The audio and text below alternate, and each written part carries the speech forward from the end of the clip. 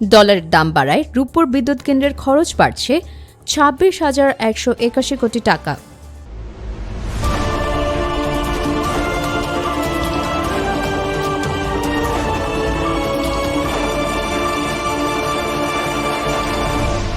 Channel CB. স্বাগতম CB নিউজে। রূপপুর পারমাণবিক বিদ্যুৎ কেন্দ্র নির্মাণ প্রকল্পের খরচ 26,000 কোটি টাকা বেড়েছে।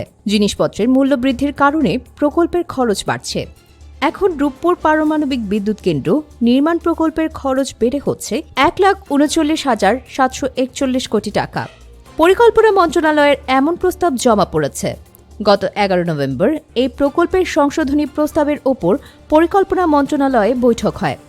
আগামী সপ্তাহে আবার বৈঠক হবে। এছাড়া প্রকল্পের বিভিন্ন অবকাঠামো নির্মাণ কাজের খরচ করার কারণে বাড়তি ব্যয়ের প্রস্তাব এসেছে। বাংলাদেশ পরমাণু শক্তি কমিশন পাবনার রূপপুরে এই বিদ্যুৎ কেন্দ্র নির্মাণ করছে। পরিকল্পনা মন্ত্রণালয়ের বৈঠকের কার্যপত্রে বলা হয়েছে, প্রকল্পটির খরচ প্রাকলনের ক্ষেত্রে বিভিন্ন সময়ে বৈদেশিক মুদ্রার বিনিময় হার পরিবর্তনের বিষয়টি সঠিকভাবে প্রতিফলিত হয়নি। এর ফলে বাংলাদেশি টাকায় মোট প্রকল্প ব্যয় সঠিকভাবে নির্ণয় হয়নি। মোট প্রকল্প ব্যয় সঠিকভাবে নির্ণয় করা না হলেও বিদ্যুৎ ইউনিট প্রতি উৎপাদন খরচের সঠিক হিসাব জানা যাবে না। এছাড়া আয় ব্যয় বিশ্লেষণও সঠিক হবে না। এসব কারণে প্রকল্পের হিসাবে বাড়তি খরচ যুক্ত করার পক্ষে যুক্তি তুলে ধরা হয় ওই প্রতিবেদনে।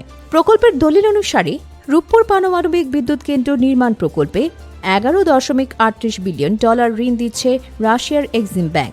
যখন প্রকল্প প্রস্তাবনা বা ডিপিপি তৈরি হয় তখন ডলারের বিনিময় হার ধরা হয় প্রতি ডলারে 80 টাকা। এ পর্যন্ত 8.29 বিলিয়ন ডলার ব্যবহার করা হয়েছে। এই অর্থের জন্য প্রতি ডলারের দাম গড়ে 95.28 টাকা হিসেবে ধরা হয়েছে। এখনও ঋণের 3.0 বিলিয়ন ডলার ঋণ অব্যবহৃত অবস্থায় আছে।